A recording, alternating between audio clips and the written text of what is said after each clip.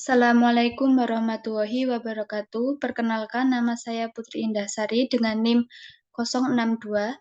Di sini saya akan mempresentasikan tugas eh, dari mata kuliah protozoologi dan entomologi.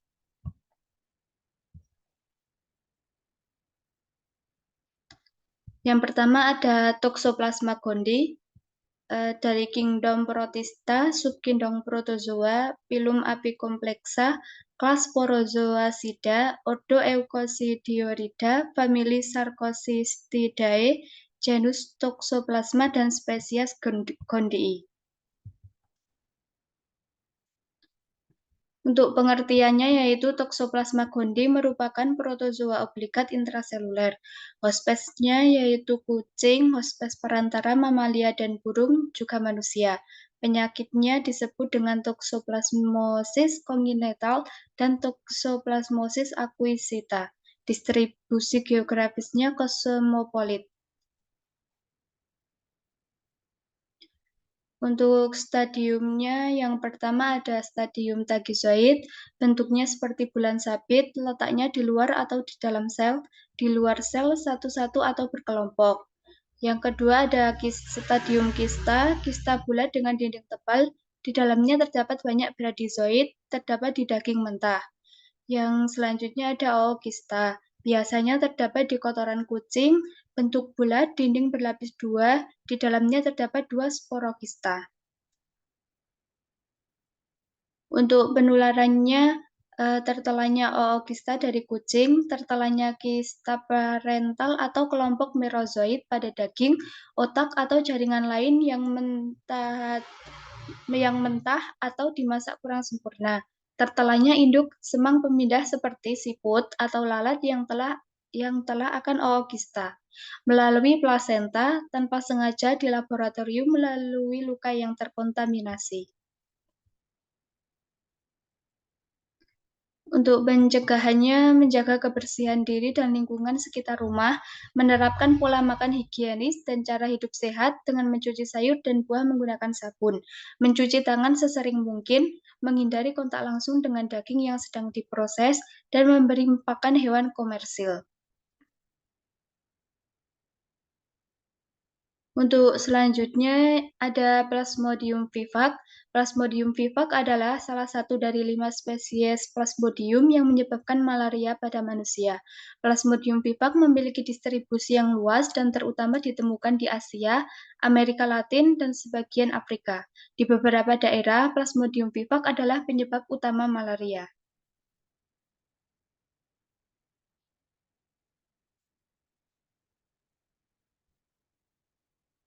Siklus hidup dari Plasmodium vivax melibatkan nyamuk Anopheles sebagai vektor setelah digigit oleh nyamuk yang terinfeksi. Parasit masuk ke dalam aliran darah dan bermigrasi ke hati, di mana mereka berkembang menjadi bentuk yang disebut hipnozoid.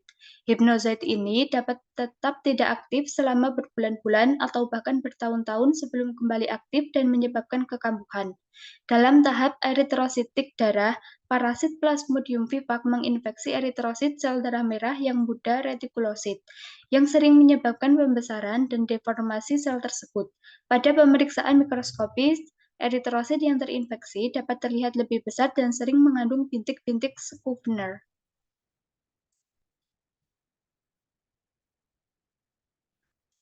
Yang selanjutnya, pengobatan malaria yang disebabkan oleh Plasmodium vivax biasanya melibatkan dua tahap, pengobatan untuk fase darah dan pengobatan untuk fase hati. Pengobatan fase darah dapat melibatkan obat-obatan seperti kloroquine atau kombinasi artemisin.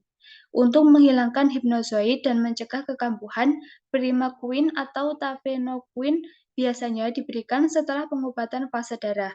Pemeriksaan defisiensi enzim G6PD atau glukosa 6-fosfat dehidrogenase diperlukan sebelum memberikan primaquine atau tafenoquine, karena obat-obat ini dapat menyebabkan hemolisis pada individu dengan defisiensi G6PD.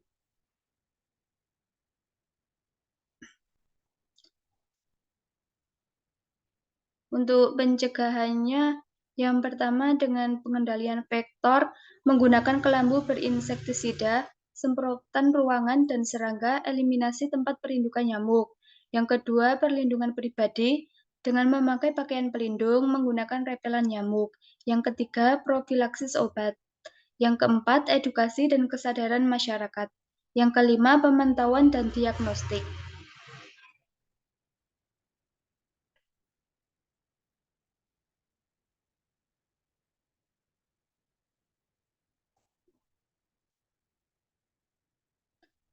Selanjutnya, Plasmodium ovale dan malariae.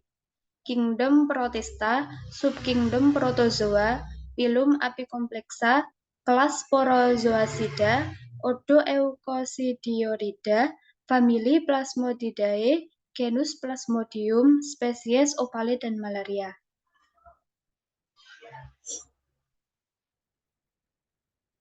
Morfologi. Morfologi Plasmodium ovale mempunyai persamaan dengan Plasmodium malariae, tetapi perubahan pada eritrosit yang dihinggapi parasit mirip dengan Plasmodium vivax. Stadium trofozoid berbentuk bulat dan kompak dengan granula pigmen yang lebih kasar, tetapi tidak sekasar pigmen Plasmodium malariae. Pada stadium ini, eritrosit agak membesar dan sebagian besar berbentuk lonjong atau oval, dan pinggir eritrosit bergerigi pada salah satu ujungnya dengan titik Scribner yang menjadi lebih banyak.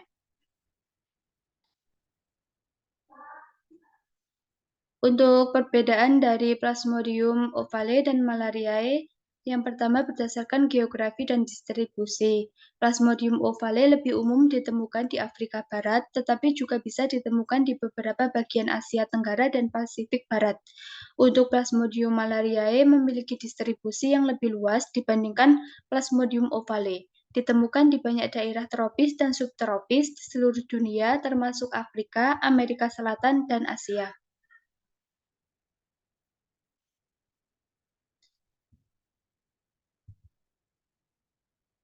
Untuk perbedaannya kedua, tentang morfologi dan siklus hidup.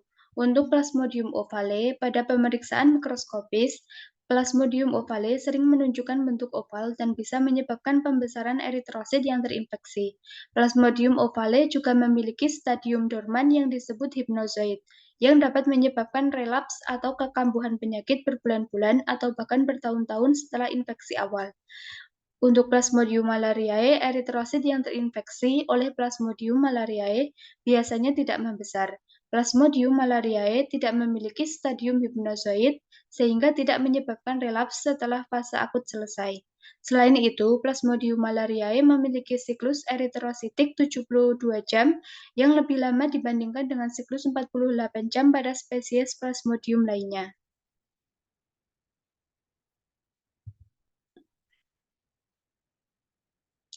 Untuk gambaran klinis dari Plasmodium ovale, infeksi oleh Plasmodium ovale biasanya menyebabkan gejala malaria yang lebih ringan dibandingkan Plasmodium falciparum. Gejala bisa mencakup demam, menggigil, sakit kepala, dan kelelahan. Karena adanya hipnozoid, infeksi dapat berulang setelah periode tanpa gejala. Untuk gambaran klinis dari Plasmodium malariae, yaitu gejala klinis mirip dengan malaria lainnya, tetapi mungkin lebih ringan. Karena siklus 72 jam, demam muncul setiap 3 hari, infeksi kronis oleh Plasmodium malariae bisa berlangsung bertahun-tahun tanpa disadari, yang dalam beberapa kasus dapat menyebabkan komplikasi seperti sindrom nefrotik atau gangguan ginjal. Yang selanjutnya ada Plasmodium falciparum. Kingdom Haemosporodia, divisi Nematoda, subdivisi Laveran, kelas Protozoa, ordo Haemosporidia, genus Plasmodium, dan spesies Falciparum. Morfologi Plasmodium falciparum. Yang pertama ada trofozoid muda, berbentuk cincin, terdapat 2 butir kromatin, berbentuk marginal, sel darah merah tidak membesar. Yang kedua ada skizon, pigmen menggumpal di tengah, skizon muda berinti kurang dari 8 dan skizon tua berinti 8-24. Yang ketiga ada makrogametosit, berbentuk pisang agak langsing, inti padat di tengah, pigmen mengelilingi inti, sitoplasma biru kelam. Yang keempat, mikrogametosit, berbentuk pisang gemuk, inti tidak padat, pigmen mengelilingi inti, sitoplasma biru pucat, kemerah-merahan. Pencegahan penyakit Plasmodium yang disebabkan oleh Plasmodium falciparum. Yang pertama, menggunakan kelambu atau bed net pada waktu tidur. Lebih baik lagi dengan kelambu berinsektisida. Yang kedua, mengolesi badan dengan obat anti gigitan nyamuk. Yang ketiga, menggunakan pembasmi nyamuk, baik bakar, semprot, maupun lainnya. Yang keempat, memasang kawat kasa pada jendela dan ventilasi. Yang kelima, letak tempat tinggal diusahakan jauh dari kandang ternak. Untuk yang selanjutnya, ada Ciliata, spesies Balantidium sp. Balantidium coli adalah spesies parasit dari Ciliata alveolata yang menyebabkan penyakit balantidiasis. Ini adalah satu-satunya anggota filum Ciliatae yang diketahui bersifat patogen bagi manusia. Filum Ciliopora dan famili Balantidiae, parasit protozoa terbesar yang berada di usus besar manusia.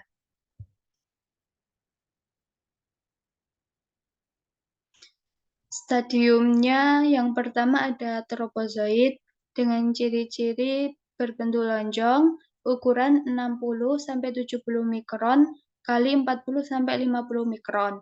Tidak punya usus, silia di sekitar mulut lebih besar, sitoplasma memiliki satu atau dua vakuola kontraktir.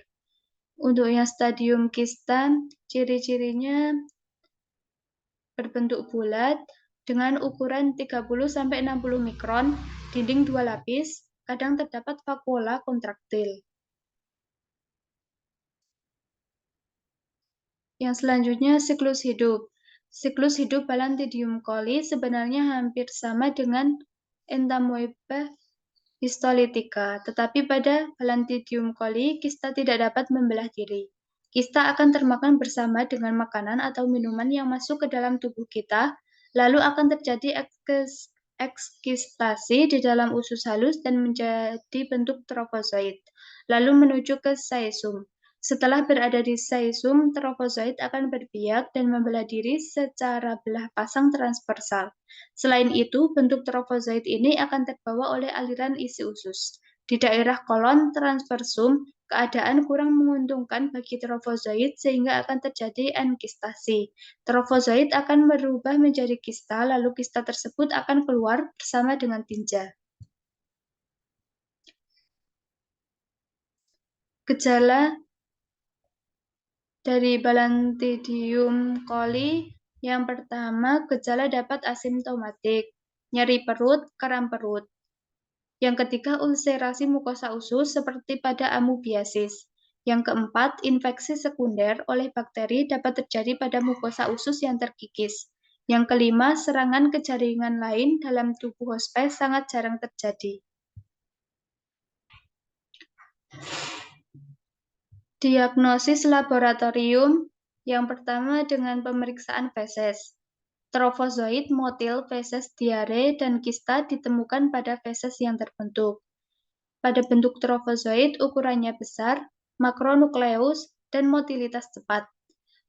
Untuk kistanya berbentuk bulat dan adanya makronukleus yang besar. Yang kedua, biopsi. Ketika pemeriksaan feses negatif, spesimen biopsi dan kerokan dari ulkus usus dapat diperiksa adanya trofozoid dan kista. Yang ketiga ada kultur. Balantidium juga dapat dibiakkan secara in vitro dalam medium albumin telur.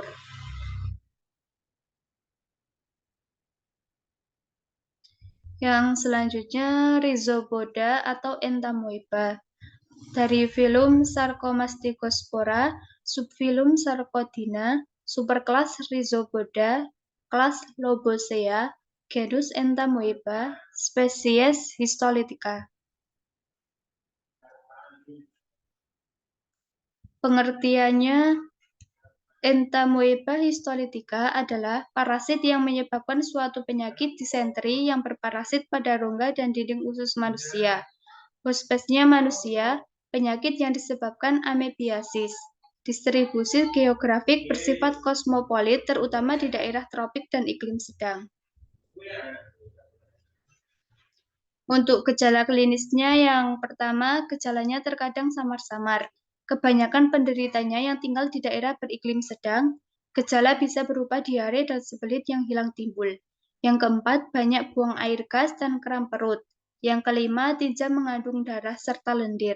Yang keenam, bisa terjadi demam dan penurunan berat badan. Untuk siklus hidupnya, yang pertama, kista imatur dari makanan tercemar masuk ke mulut, lambung, dan menuju ke usus halus. Trofozoid, kista berkembang menjadi tropos di dalam lumen kolon. Yang ketiga, enkistensi, kista menjadi banyak dan keluar melalui feses. Persebaran dan penularannya melalui makanan dan minuman yang tercemar, persediaan air yang terpolusi, kontaminasi oleh lalat dan kecoa, penggunaan pupuk tinja untuk tanaman.